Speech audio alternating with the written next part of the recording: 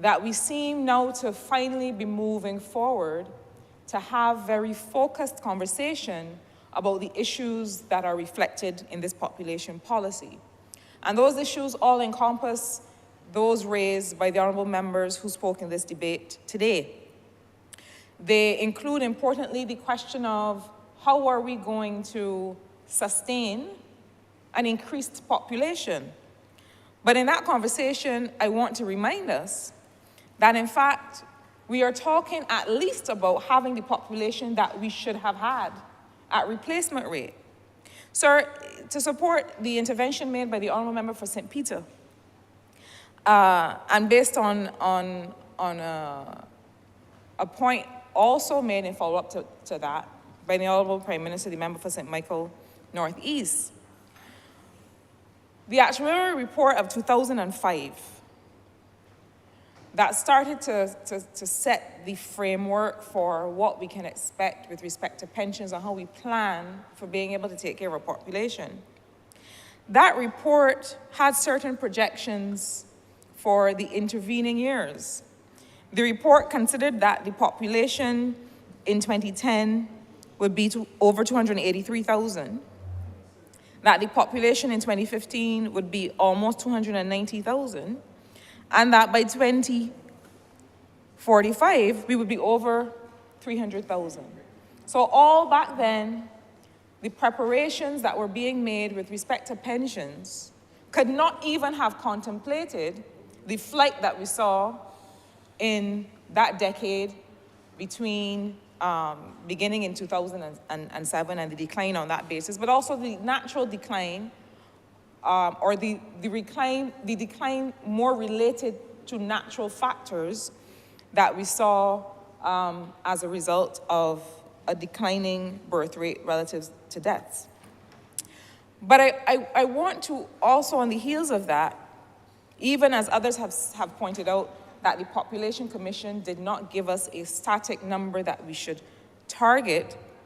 And at Appendix 2 in the document, the policy says, while specifying the number of working age people needed in Barbados to ensure social and economic vibrancy could seem arbitrary, and especially when not done in the context of an industrial policy framework, which I will come to in a few seconds, it is possible to establish credible and justifiable targets for population growth based on the maintenance of the fertility replacement rate. So what is that saying?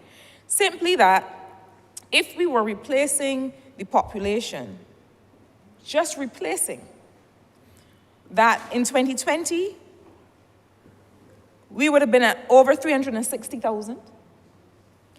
And in 2025, we would be over 372,000. And by 2050, we would be at almost 400,000, 397,622. So already we can start to see, while they haven't prescribed a number, an ideal number for an ideal Barbados, already we can see that we are far, far below just what is required to be able to achieve the standard of living to which we are accustomed. And I caution us, and perhaps encourage us to then begin to draw a line with what some might be perceiving as a declining quality of life, with that declining population, because it takes a certain population base to hold up that quality of life. But I have to go on to emphasize some of the things that were raised by the Honourable Prime Minister, the Member for St. Michael North East, which is to remind us that we are not having this conversation in a vacuum. And I'm very proud to be able to say to you, sir, and through you to the rest of the country, that the population policy is not an immigration policy. The population policy is a development policy. And it talks about how are we going to ensure adequate water and sanitation, adequate public health and safety, enfranchisement and opportunity for all, and all of the things that are going to address what people now frame as carrying capacity issues. When we populate Barbados really to the numbers that it should be today, do we have the wherewithal to sustain that population? We have the space for the housing that is required. The policy document makes that clear, that we have the space and we have the wherewithal to provide sufficient housing, to provide sufficient education, to guarantee a standard of public health and safety. We have the wherewithal. We have it within us at certain levels of population to be able to do that. But we can't be making this cake without the flour or without the eggs. We can't believe that we can make these things happen in a vacuum without the number of people and the composition of people who will be able to help us bring that about. Sir, I have to say a little bit about the role of industry and technology in providing opportunities for residents here today, and for those who are not yet residents, but whom we hope will soon be.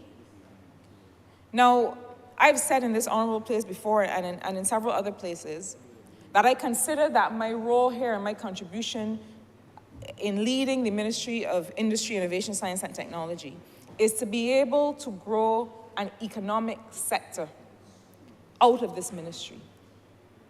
It is a sector in which we highlight and we emphasize the role of research and development, the role of data in allowing young people, allowing startups, allowing entrepreneurs to be able to develop products and services for sale to the country, to the region, and to the world.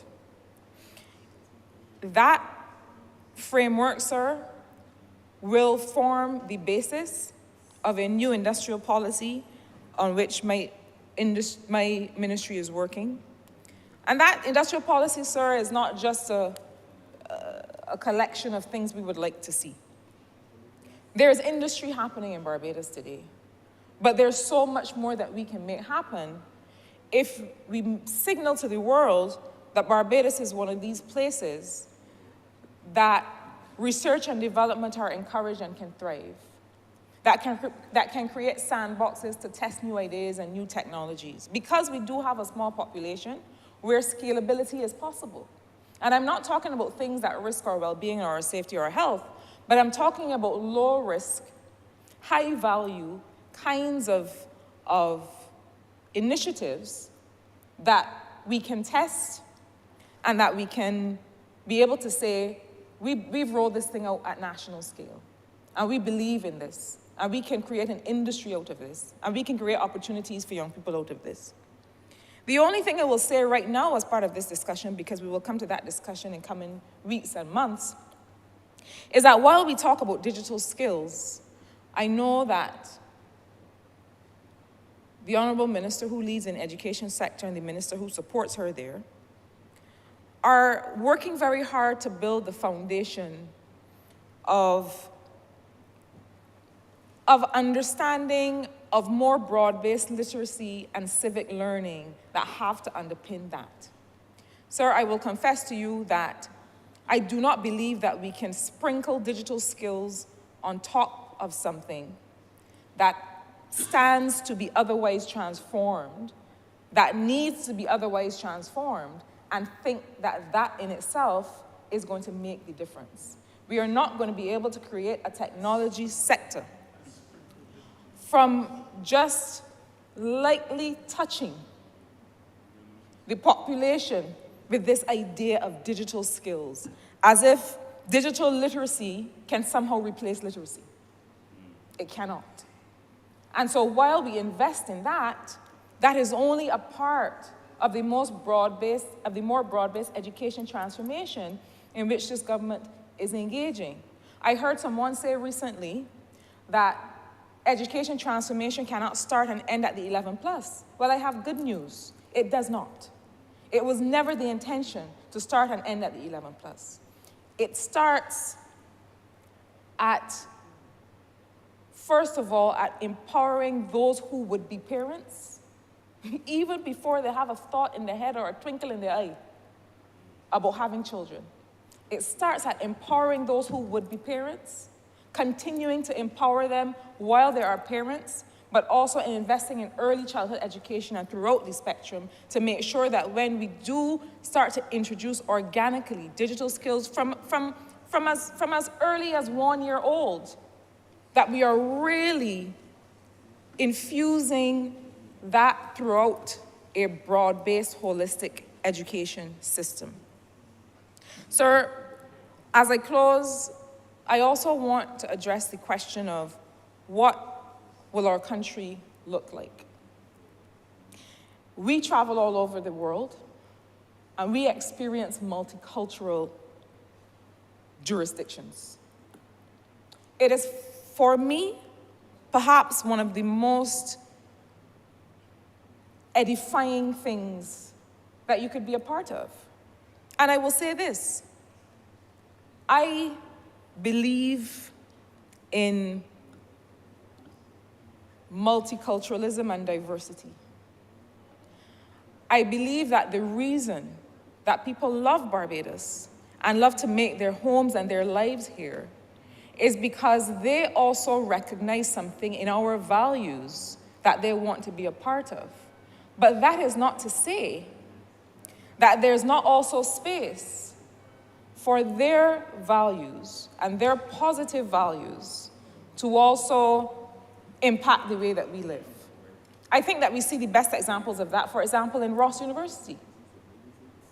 When Ross students first started coming, I was a part of a activity over a weekend, where many of them showed up to volunteer.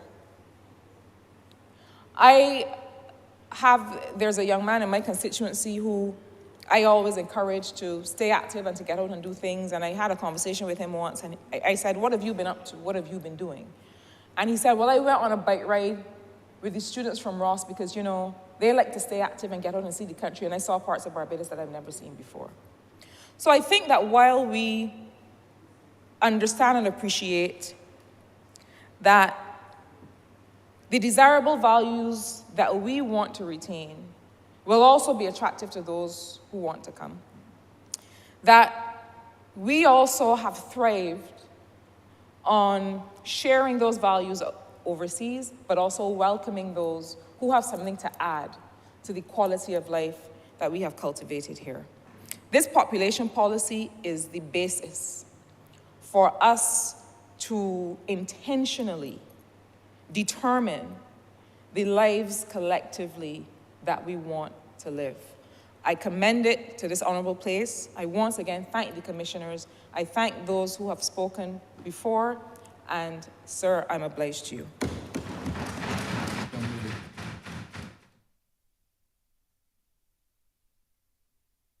Sir, I beg to move that this resolution do not pass. The question is that this resolution do not pass. All those honorable members in favor, please say aye. Those against, please say no. Me think the ayes have it. This resolution stands passed. Mr. Speaker, order number 8.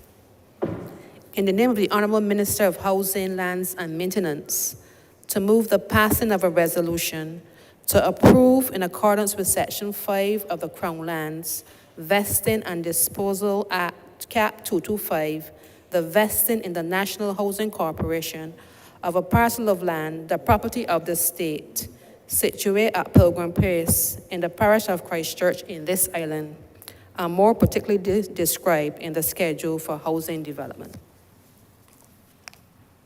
Honourable Member St. George South. Thank you, Mr. Speaker.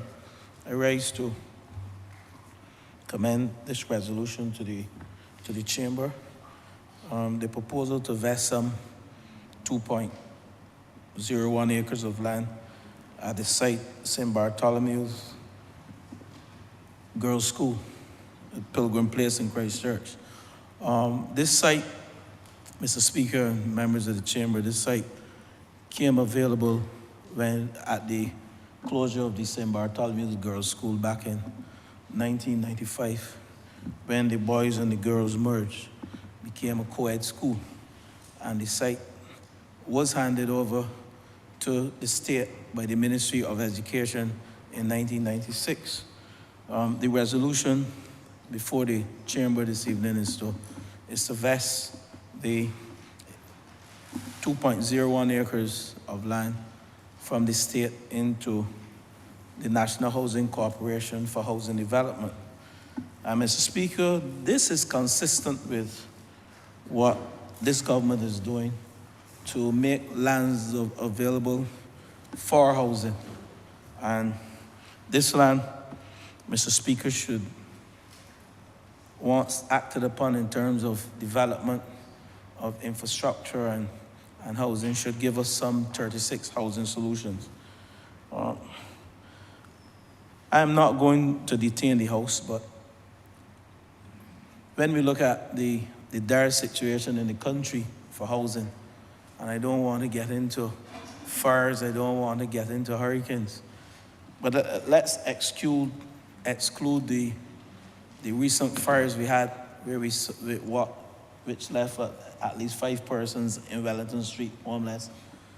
Then we had Hurricane Elsa, where we had to rebuild some 1,400 houses. And we have at NHC some over 10,000 applicants for housing in this country. So the 36 housing solutions at St. Bartholomew is just a dent in the ocean, as we would say, with respect to what we need in terms of providing not only social housing, but low income, middle income, and affordable housing for the ordinary Barbadian. There are a number of sites that we've started to develop. Dodge North, what we call Concordia Gardens, where 154 housing solutions will emerge. Starting this year, we have started the infrastructure works there. And within another month or so, we should start some foundation work where we'll see within the first phase some 94 housing solutions there. Ginger Works in the parish of St. Joseph, we have vested the lands at Ginger Works, Branchbury, west into the National Housing Corporation, where some 89 solutions will go there as well. And at Searles in Christchurch, the state has in its possession some 18 acres of land, and that too will yield close to 200 housing solutions, just to name a few, in addition to what we're doing at Lancaster, 154 houses. Let me allow the chamber to know that some 25 households they have moved into the homes at Lancaster. We have finished some 85 houses, 100%, and we are working on homeowners accessing these mortgages in a shorter time frame. We recognize what our challenges were. We also have at Clifton in St. Philip North, that's in the Church Village area. We have 10 Jurvilla housing solutions that are completed, and 9 mortgages again have been completed thus far, and we expect persons to move into those 10 Jurvilla houses within the next week or two. So, Mr. Speaker and members of the chamber, I just want to introduce this resolution to the chamber, the 2.01 acres to be vested in the national housing as part of our housing program. And as we would say, this is part of the administrative process and the legislative process to allow us to carry on the housing program. And with those words, Mr. Speaker, I beg that this resolution now pass. Honourable member for Christchurch East. Mr. Speaker, I rise to perhaps give my briefest address to this chamber. I had to get up to fully support this resolution for the obvious reason that it provides a much needed solution for my constituency, the constituency of Christchurch East. Sir, I do not know when last there was a dedicated, coordinated housing solution by any government in Christchurch East. I look around Barbados, sir, and I see other housing developments going up. And I wondered for a while what was the issue with Christchurch East. My good friend, the current Minister of Housing, we were tight, sir, when he had another portfolio. We seem to have drifted apart since he assumed this one because our phone calls have gone from being totally brotherly and loving to a little bit more acrimonious and tense because much has been promised and much is awaiting delivery. But to be fair to him, sir, he's had a lot on his plate, and the government has an ambitious target with respect to housing. And you have to start somewhere. What people don't realize is in any project, in any progression, in anything that's being done, someone will be first, someone will be last. But if there's a commitment to satisfy 10,000 housing solutions in Barbados, then obviously those who are at the end will be understandably frustrated. But the point is, if there's a commitment to get to you, then you sometimes have to hold to that commitment. I can say that I'm seeing some progress, sir, in the area of parish land where the government has identified certain lots for development in parish land. And some of the lots are in the final stages of being allocated. I also understand from my good friend, sir, the Honourable Member for St. George South, that they're looking at other housing solutions in and around Christchurch East.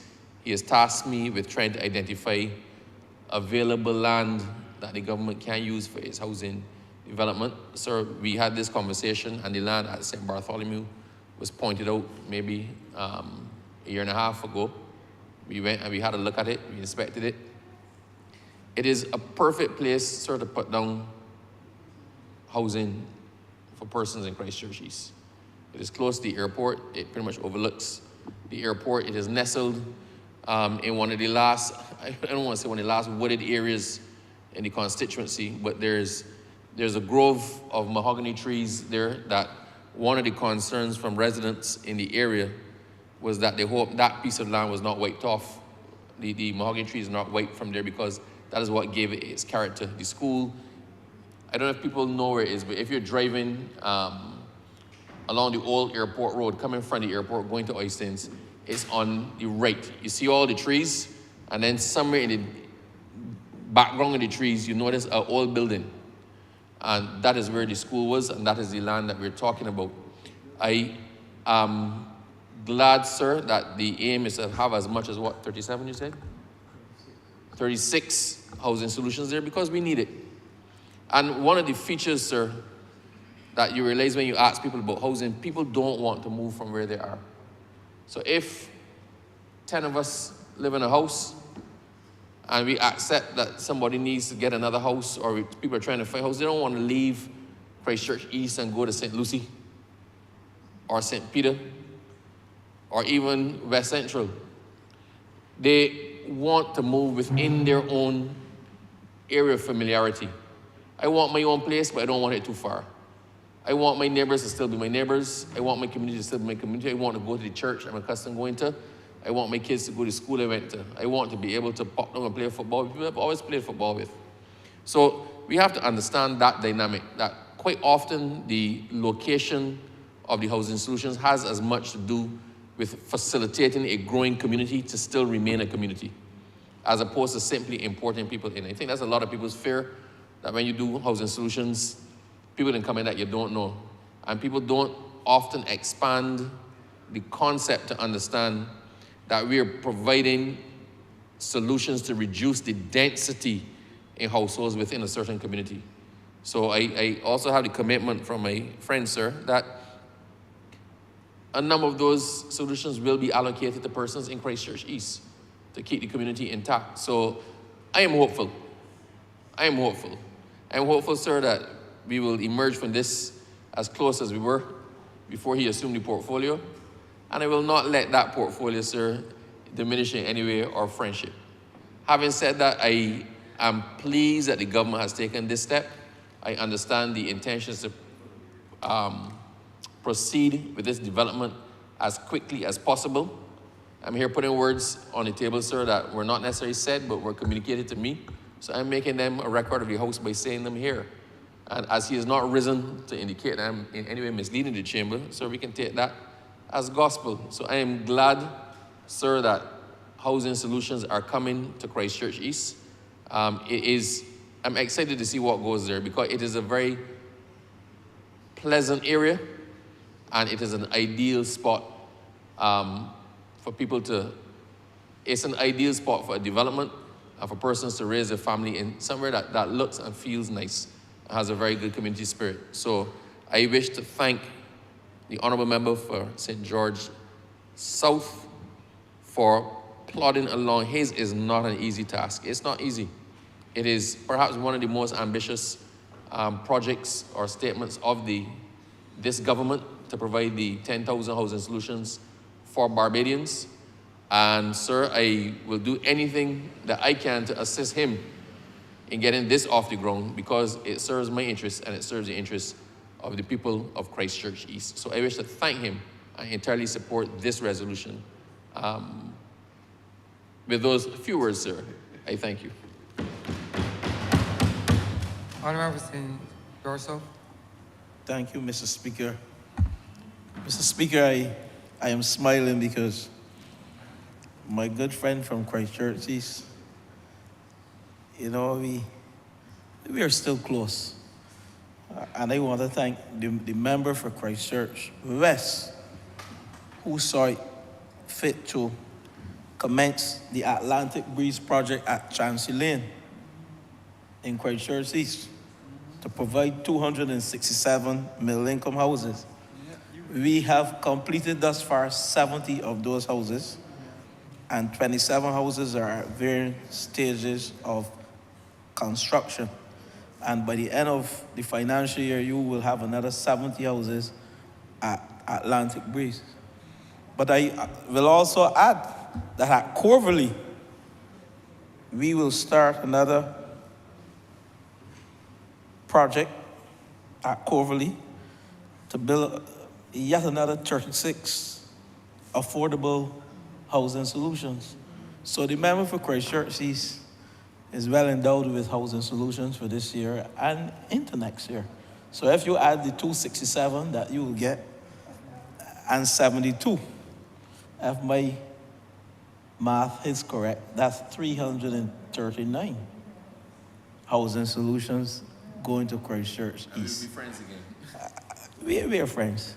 In addition to regularizing the tenantry at parish land. But having said that, that's, you know, we are doing this across the length and breadth of Barbados, from parish to parish. St. Lucie, we just finished 4 quads at Colleton. No, Coconut Hall.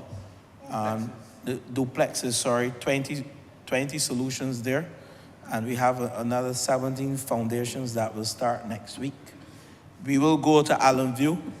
We have a proposal for Allen View in St. Thomas that will start this year as well in another 2 months. So I can pick parish by parish.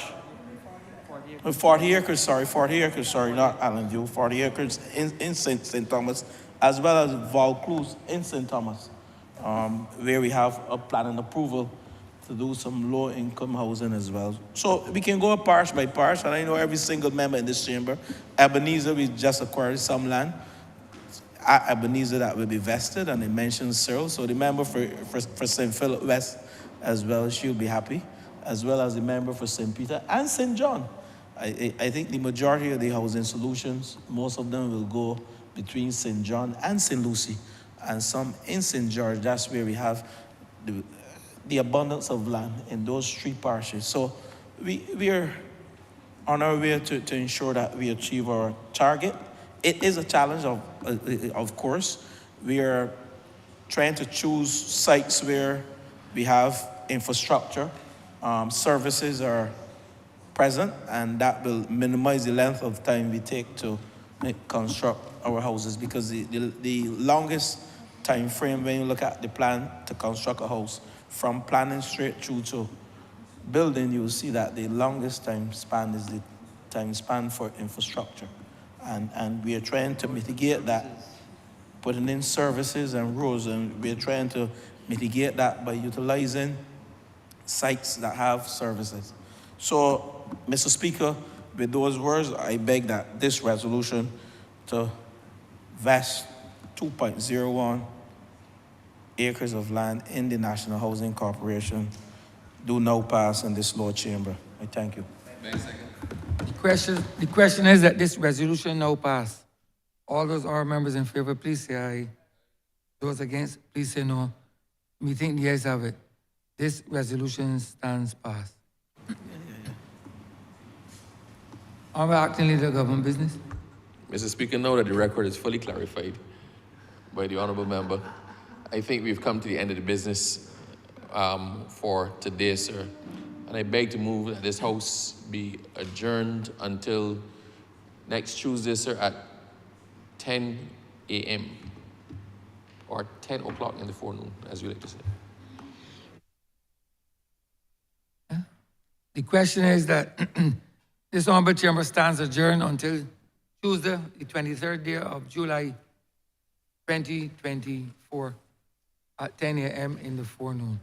All those honorable members in favor, please say aye. Those against, please say no.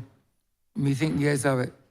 This honorable chamber stands adjourned until Tuesday, the 23rd day of July, 2024, at 10 a.m. in the forenoon.